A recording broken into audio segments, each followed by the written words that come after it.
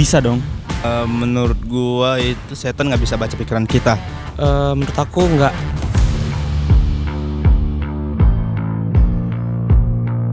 Alasan saya tuh karena waktu itu saya nonton kesaksian anak setan, dan itu kesaksiannya itu setan bisa baca pikiran karena setan itu adalah roh dan kita juga memiliki roh. Jadi menurut saya sih setan bisa baca pikiran, itu aja sih. Karena hanya Allah yang maha tahu. Terus kalau di Alkitab tuh ada di Mazmur 139. Jadi sebelum manusia yang mengucapkan, Allah udah tahu apa yang mau kita ucapkan. Itu sih.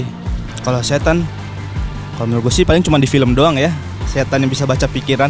Itu sih. Menurut aku setan nggak maha tahu.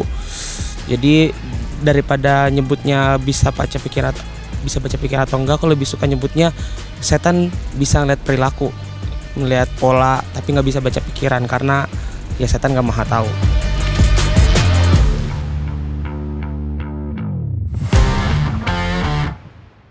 Banyak orang yang berpikir bahwa setan itu sangat berkuasa dan mengetahui apa yang kita pikirkan atau simpan dalam hati. Sehingga di masyarakat beredar luas pantangan supaya tidak berpikir dalam hati tentang setan atau roh jahat. Karena kalau setan mengetahui itu, maka ia bisa mengintimidasi kita melalui pikiran. Tapi apa benar begitu? Bisakah setan membaca pikiran kita?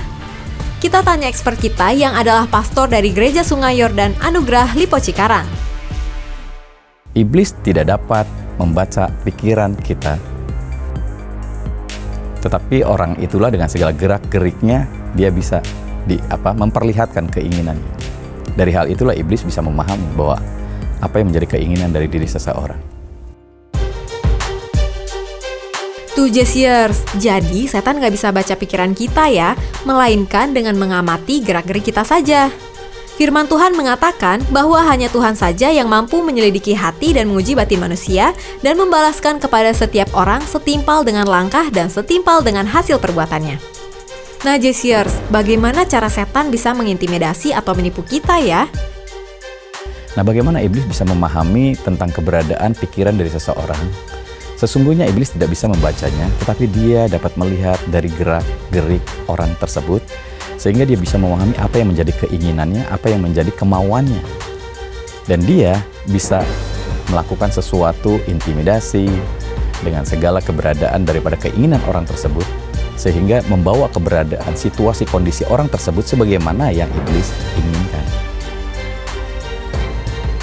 Jadi sesungguhnya kita tidak perlu takut bahwa iblis atau setan bisa membaca pikiran kita.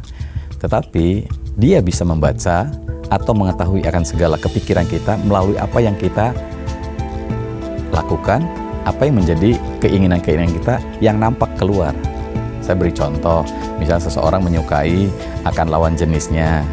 Setelah itu, dia akan terus memperhatikan orang itu. Iblis bisa tahu kalau dia suka dengan lawan jenisnya ini. Dan itulah yang dia gunakan untuk memahami keberadaan dari orang tersebut. Hanya melalui gerak-gerik dan keinginan daripada orang tersebut.